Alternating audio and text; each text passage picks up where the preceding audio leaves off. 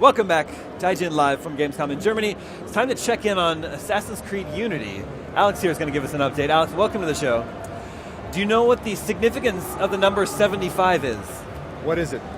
75 days from today, Assassin's Creed Unity will be released. Of course. It's right around the corner. What are you going to show us today? We're going to show you guys a run-through of one of our demos that we prepared for Gamescom. This is actually the first assassination mission that we have in the game. And it introduces a new concept of mission that we have called the black box design. It's an internal word we use to describe a 360-degree approach mission. So what we're seeing now is Arnaud sort of scoping out the mission area before we start. He sees a lot of different clues.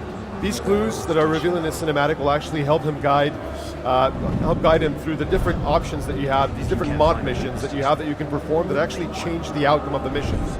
So in this case, like this guy here, we learned that he's supposed to meet the target inside. So it's a clue that maybe if you follow him, you can get more information on the target. This guy here has keys that he's stolen from the priest. These are the keys that give you access to the church, so maybe if you actually go and steal those keys back, you'll have free access to Notre Dame. Plans fail. Which one are we going to choose today? Which one what? Which path are we going to choose today? So what we're going to try to do is going to show a little bit of different things, like navigation, a little bit of stealth, and we're in this specific mission, there's actually a special assassination, like a special, like prepared cinematic assassination, and we're really going to try to go for that one. So, at the end of each black box cinematic, we have this camera. It's sort of a high-level camera that pulls up and shows you the overview of the mission, gives you a lot of different clues as to different approaches you can take. Sure.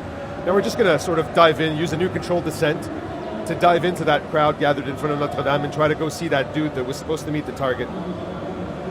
Now, controlled descent is part of the, we actually skipped that, but controlled descent is actually part of the new improvements we've made to navigation. You see here the dense crowd in front of Notre Dame, and this is the target. Like now by triggering Eagle Pulse, we can actually eavesdrop on that conversation and get some clues as to exactly what's going on.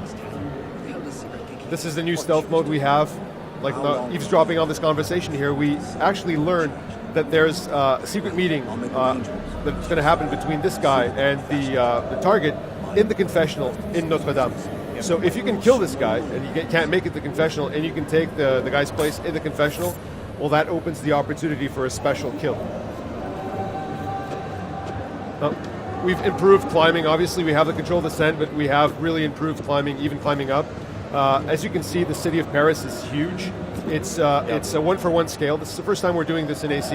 1-for-1 scale, which means that Notre Dame is actually a full-sized building. Wow. It actually opens up the door also to have seamless interiors without any loading, right? You just go in and out of about one building out of every 4 buildings in Paris. You can go inside. Now here's the controlled descent. Yeah, so you're able to get down to the ground much more quickly now. Exactly. Now, those guys that stole the keys are in this tavern here by actually sneaking in. We could just go down there and kill them and get the keys, but we're going to try to do it stealthily without them even knowing. Skip that part. So, we're now inside Notre Dame. We've obviously opened a passage using the key. Now we can just dive down into that crowd. You see there's a lot of stuff here inside the church, but historically, during the Revolution, there actually was a lot of stuff inside the church. They brought livestock, they brought haystacks, all that stuff. So Arnaud only has 1 blade, so he has to be really creative when he does double assassinations, like you just saw there. Now we see the target heading into the confessional. We can try to make it in stealthily.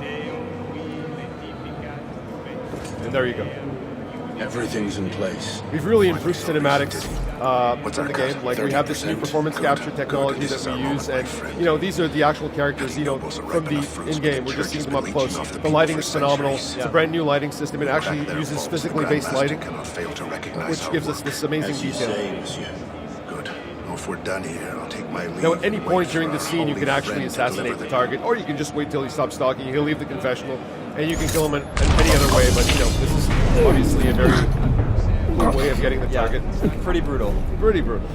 Now, what we're seeing here is the new type of white room that we now have. Before we used to have these conversations with the target that sort of, added a lot to character development.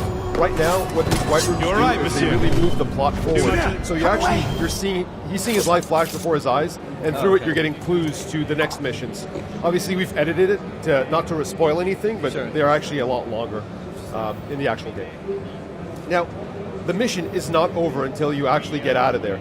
You don't just complete a mission by assassinating the target. You need to leave the area. Only then will the mission be over. So this is why it's not really recommended to just jump at the target and kill him, because all guards will attack you, and because combat is a lot more challenging, you'll probably get killed. Yeah. This is another thing we did on ACU, is that we really try to favor social stealth.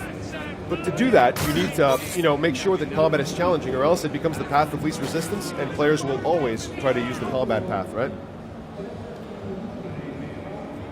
This secret passage that leads out of the cathedral. Now, keep in mind, if the player had been playing the game for a week and he had explored Paris, he could have found one of the many hundreds of quests we have and discovered the secret passage before. He could even use this passage to actually get into the cathedral and use this to kill the target. It's really up to the way you want to play the game, and this is really what's special about Unity, is that we're really trying to make these missions more open-ended and try to explore, player creativity. I think that's saying a lot, because I think Assassin's Creed has already been pretty open-ended. Yep. So that's awesome. Unity is really the first fully next-generation iteration of the franchise, and we're really trying to have that same impact that we've had with the first Assassin's Creed by really redefining the action-adventure genre. Yeah. Now, I want to ask about the murder mysteries. Ever since you guys showed them at E3, I've been very interested in them. Okay. Can you explain more about how they work? Yeah, there's actually a character that existed in Paris at this time. He was really young. He's called Vidocq. He's sort of the father of modern French criminology. You actually meet him, and he wants to get rid of, even at a young age, he wants to get rid of crime in Paris, and you can actually do jobs for him. You will stumble upon dead bodies in Paris, and if you choose, you can actually try to solve the mysteries. Now, to solve these mysteries, you have to investigate, find clues. You have this little booklet where you enter the clues, you read the clues, you follow them to characters, you interrogate them, and once you have suspects, you can actually run around Paris talking to suspects, and you can actually accuse anybody, and whoever you accuse is going to be in jail. Now, that person might or might not be guilty. So it just really depends on how well you do your job or not. Then do you find out if you were right? You do, because of your reward. Okay, interesting. Now, Unity also allows for up to 4 players cooperatively. Yep. Do you encounter any new challenges designing a game for 4 players as opposed to just 1? It is. It is very challenging because, we've been wanting to do co-op for a long time. But it is a really challenging thing that requires a fundamental change in the engine itself. Yeah. Since we were making the jump to next gen, this was the perfect opportunity to do it. But it's really challenging. Not only the technical stuff, like replication, making sure that 5,000 NPCs are replicated in each person's screen, right? Yeah. That in itself is a huge challenge. But even the gameplay, how to make co-op can mean many different things. What exactly does co-op in Assassin's Creed mean? For us, it means taking the Assassin's Creed experience and just having you be able to share it with other friends, right? And it's really about complementary skills, complementary ways of doing things, and how 1 + 1 = 3 instead of 2, right? Because of that complementarity.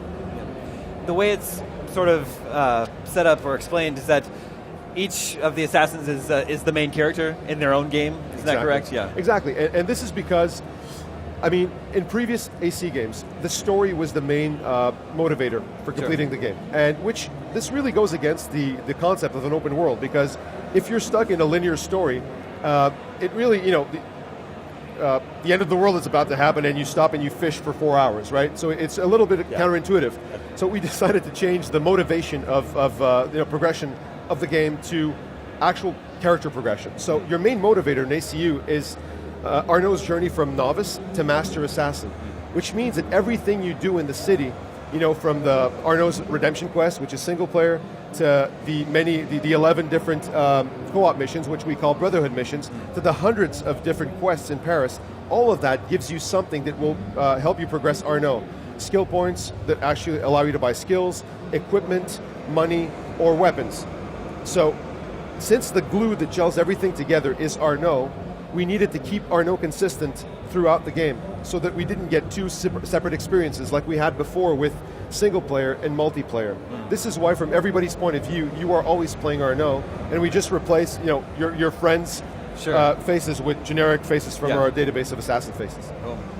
Assassin's Creed Unity is out October 28th. Yes. 75 days, like I said. Yep. Alex, thanks so much My for pleasure, the show. man. Big fan, really excited for it. So. Thanks. Stay tuned, lots more to come from IGN Live at Gamescom, brought to you by Dead Island 2, right after these messages.